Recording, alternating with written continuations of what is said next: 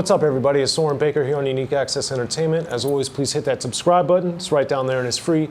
That enables us to keep coming to y'all as often as possible with as many interviews as possible. So please hit that subscribe button, like our content, share, talk about it, be about it, each one, teach one. We appreciate your support and join if you haven't already. Now today, man, it's the honor and the privilege of a lifetime, man. My good friend, Schoolie D. Thank you for coming through, sir. Oh, I had no choice. Pick me up at the hotel. Hey, man, you know, that's how we do. So get in the car. Yeah, that's what I do. But we're here at Escarpment Studios here, Huntington Park, California, right near downtown LA. Check it out if you can, 5610soto.com. Great place, definitely check us out. Now today, because it's Schoolie, my favorite rapper of all time, my good friend, we're gonna go through some of his records. We don't normally do this type of thing, but Schoolie's special, that's why it's special. Right. Now, Maniac, man, world famous records. This is what really jumpstarts things, 1984. So, Gangster That Boogie. record was made in 1982. Because It was on Schoolie D Records. Schoolie D Records started it all off in 1983. Yes. So, how and why was there the discrepancy with having it world famous and Schoolie D Records? Well, it was selling really good in Philly and Jersey on Schoolie D Records. And I met a guy, Alan Lott. He was a national record promoter. And he came to me and said, well, if you wanted to start to sell in Trenton, New York, and Delaware, go up and down the Eastern Seaboard, I can help you out with that. So I said, okay. So then the day we signed on the contract, he said, yeah, but it can't be your name because I'm involved, so we got to come up with a name. Okay. And we came up with World Famous Records, which was, you know, about a week later I found out there was already, we had a name for that shit, World Famous fucking Records. But it did, he did exactly what he said he was going to do. Which is rare. Which is rare. He got it up to Trenton, got it in New York, he got it down in D.C., Southern Jersey. It started selling, and he did exactly what motherfuckers like that do. Start taking off the top. So once I found out, it was there just like, dude, I don't need this bullshit. It's like, that's why I started my own record label. And with that being said, to have the idea in 82 to make records and then to launch Schoolie D in 83, how and why, I know we've talked about this, but break it down for everybody. Well, why you did that. My father was saying, it's like, man, it's like, you could be a novice for so long, but you're professional. I was a professional, and I wanted to compete with professionals, and I studied my whole life. I played guitar in my family's band since I was like 7 to 8. And I played drums and bass, so I was an artist, and I knew there was no way I was not going to do this. Right. And, you know, and the subject matter. Yeah, I was going to say. The subject matter. But even a little bit with Maniac, they were like, took the girl, laid her down on the bed. People were kind of like, should we be playing this? Like, right. Yeah, of course you would. Fucking, it's like Luther Vandross, anybody else talking about making love. It's like it's a girl from outer space with big titties. You know what I'm saying? Of course you want to lay her down on the bed, but when you flipped it on the other side, that was the Gangster Boogie that was a street favorite from 1981, 82. It was like, as soon as it came on, it was like, my age is young, my money is green. I shocked all the bitches with my gangster lean. Once you hear that, it's just like, you knew it was different. It was different. You knew it was different because it was like, who allowed this motherfucker to say this shit? Who are allowed, and as anybody knows, I'm a huge Richard Pryor fan, and it was just like, and that's my base. And it's like, because anything that anybody could say, like, well, you cussing so much, don't you want to be on TV? Richard Pryor was on TV. Right. Don't you want to make movies? Richard Pryor made movies. Don't you want to be on the radio? Richard Pryor was on the radio. Of course, it was like after midnight, but I don't give a fuck. Richard Pryor did all of that shit. Yes, he did. So, and I was, as I like to say, I was beautifully ignorant. Because the first song I heard on FM, the two songs was Jeremiah Was a Bullfrog and Get Off Your Ass and Jam. And this was like 12:30 in the afternoon on Wow. WDAS FM. Everything was AM before that. Then all of a sudden somebody said, Georgie Woods was like, turn on FM is a new thing. And you know, all of a sudden you hear, because in AM you don't hear any bass. Right. All of a sudden you heard that. It's a different frequency. Yeah. You know what I'm saying? And it was just like kind of like, so to me growing up with that, and me also growing up with like, it was just known that if you wanted to really hear like the real record, you just wait until like 12:02. You know what I'm saying? When the station manager's gone and the DJs could play what they want to play. And a lot of that stuff was played with the cussing in it. So I was young enough and ignorant enough to think that I could do the same thing. Get off your ass and jam. We got Am I Black Enough For You? Yeah. You used it on there. Yeah. So why, among other times, but why did you wait so long, do you think, to include it or incorporate it on here? Because it was a perfect record. Well, break it down. This is my blackest fucking record. It's like what, 24 songs in here? Like I remember 18 of them got black in it? Yeah, I remember when I bought the cassette in Maryland, in Annapolis, Maryland. I went to the mall, or I had my parents take me, I should say, because I wasn't old enough yet. But when I got it, I remember reading the album titles, and I was like, black, black, black, black, black. I was like, man, he's very on it this album. Yeah, because I was pissed off. Yeah. Because it was like, I guess it was kind of just like, it was around that time where it's like, I don't know. It was sort of like people wanted the blackness to fade over money. Like, you shouldn't be so black because you won't have any white fans. I'm like, I already got white fans, and white fans like me because I am black. And RCA didn't understand that. So, oh, really? Now you're really gonna have to understand this. Black Jesus, black is, black because, black my ass. And since Get Off Your Ass and Jam was one of the first songs I heard on, quote unquote, official FM black radio, you have to have that shit on there. Well, it definitely works very well. And that's a phenomenal album, of course. Yeah, and as you see, like, you know, Super Nigga. Yeah. You know, I got Richard no Pryor. problems from Richard Pryor with that. Really? None. Really? No. And, shit. Some other song. Pussy Ain't Nothing But Meat on the Bone. Jimi Hendrix? Jimi Hendrix. Yeah. They said, yeah. Really? Yeah, I mean, you understand what I'm saying? That's like, so all the songs here belong on this record. They don't belong on Saturday Night. Right. They don't belong on Smoke Some Kill. Okay. They don't belong on the next record I did. Another black album. Another black album. That one was just like, I was just goofing with that one. I was just trying to see how far I can go. Oh, you took it there. Yeah, I took it there. Now, here's some other Schoolie D records. We got the CIA, and we got Cold Blooded Why? Blitz. These are early in the game. I almost quit from those records. Why?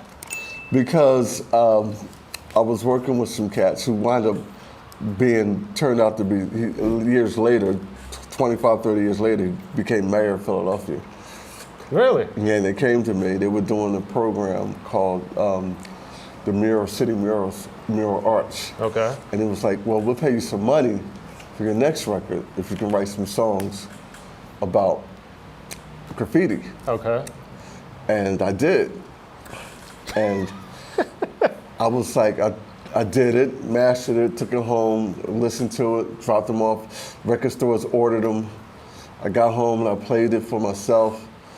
It was like, how the fuck can I sell out on record too? I felt like a sellout. Okay. Because somebody paid me. Because back then it was like nobody was. It was my money, my music, my beats. It was my thoughts. So I went back to all the record stores and distributors and was buying them back. But some of them already sold. That's how you got, whoever got this copy, that's how they got their copy. And I destroyed most of them. And some of them are sitting in the basement somewhere in West Philly. And every now and then, I got somebody from England shows up and they paid me $250 for a copy. But and that's that. Without this, there's no P.S.K. Gucci Town. And why would you say that? Because that was the challenge. It was like, well, if you feel like you sold out, then you have to do something. So you So fucking Parkside, so West Philadelphia. Wow. So our version of what rap is in Philadelphia. Not New York, not LA, so Philadelphia. That was the challenge. And I remember you've told me this different times over the years, but that you heard the message and you heard these other records and you were like, well, what? That's not how we talk or how I talk on the block. I'm gonna say that on P.S.K. Yeah, that's it. So when you were writing it, could you feel the difference instantly? I didn't write, there's another thing. I didn't write my first 4 albums, didn't write a lot of that shit. It was just all recited. Yeah. And whatever I remembered was the song. I'd seen a documentary, James Brown, but you know, he was paranoid for reasons, so he never wrote all his lyrics down. He just wrote the first word down. Wow. And he would write it down on a napkin, and he would take it home and we show up in the studio. That's why you hear those sounds. Yo, JB, bring it down. Well, take it back to the top. He never let anybody read his lyrics. So, and that's why they sound so real. Right. So I would just write down the first sentence of the verse. Wow. And whatever I remembered, that's what I remembered. And trust me, it was a lot of weed smoking back then. So, but it was a lot of rehearsal too. I rehearsed, because I made my own music, so I would just rehearse at home. We had a studio. My boy Lynn had a studio. He would let me use the studio before I would go to the recording studio. And I would rehearse for hours until they sound authentic. And that's the thing that almost get into fights when I say to kids, especially new rappers, it's like, yeah, but you don't sound authentic. Yeah, but it sounds like everybody else. No, but you don't sound authentic. Well, poets are not in existence too much these days. Well, one of the many things about your material that I've always loved is that the evolution of it, but it also really sounds like almost nothing else that's out. Because, I mean, but back then, from 85 to 90, it was nothing else. Well, there was no examples of anything. Right. Like we did have examples from New York, but everything was around 127, 130 beats to the beat, with the rhyme to the beat. Yeah, it was faster. And it was just like kind of like, I'm not saying that shit. I want people to hear what the fuck I'm trying to say. And there was a lot of Cool Mule. If people don't understand, it's like 8 Ball from the West Coast. Cool Mule was just like liquid crack. You fucking drink that shit, and all of a sudden you're slurring your words, and all of a sudden you're just like, on the corner selling some weed, see you motherfucker, and you smoke. So, but it was like, that's the way and then the way I talked, and if you listen to the music, it's like I'm an artist. See. Well, that's something too that I think it's Here's important. who I am. Yeah, break it down. Schoolie D is an artist who sometimes raps to get his point across. That's why my music is always different and strange. Yeah, I've had the fortune of going to your house and stuff, and your loft, and all these different things, and seeing your paintings, your drawings. Yeah. But you also said, like, I want you to break down, because a lot of people probably don't know how you were like, you have different forms of your art, like different fingers. Yeah. So break it down. I can't remember what I said. Oh, that was really genius when you said it, but you're like, oh, I'm a drawer, I'm a painter, I'm a rapper, I'm a producer. But you were breaking it down. Well, that was a long time ago. That was a long time ago. But anyway. It was probably 1 a.m. I was high. But that's the truth, though. Yeah, but no. I was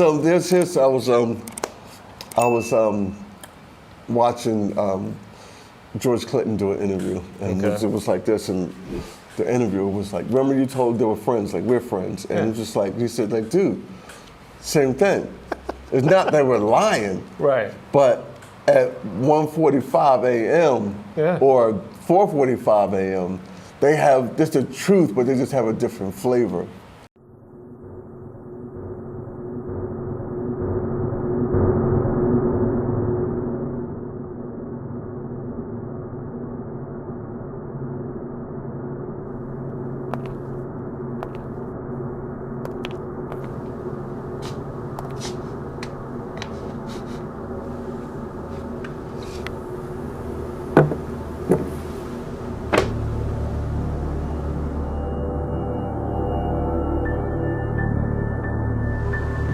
Now I want you to listen real close to me. I'm going to ask you some real simple questions, and I want some real simple answers. Do you understand? Yeah. Do you understand? Yes, I understand. You said that you couldn't have possibly been at the crime scene at 11:15 because you were in the bookstore buying my audio book and my hardcover book at 11:15 when the crime scene occurred in Soren's book. The history of gangster rap. So you couldn't have been at the crime scene because you were buying the books. Right. At 11:15, I was at the bookstore at 11:15, and when I bought the books and accidentally left them at the store. So at 11:15, you couldn't have been at the crime scene because you were buying books, right? At 11:15, when I was leaving, it was some people coming in, and I forgot to grab. But you don't remember who what they look people, like. what they look like or nothing, right? No. So,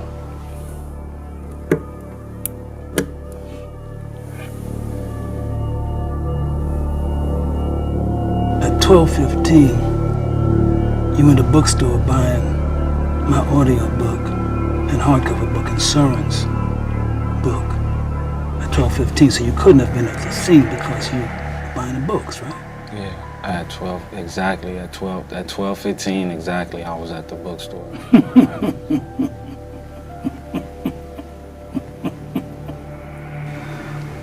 Now you see. You know you done fucked up. What you mean? First you said you were at the bookstore at 11:15, and then you said it was 12:15. You know you done fucked up, man. He fucked up. Yeah, he fucked up. He fucked up. Man, you confusing me, man.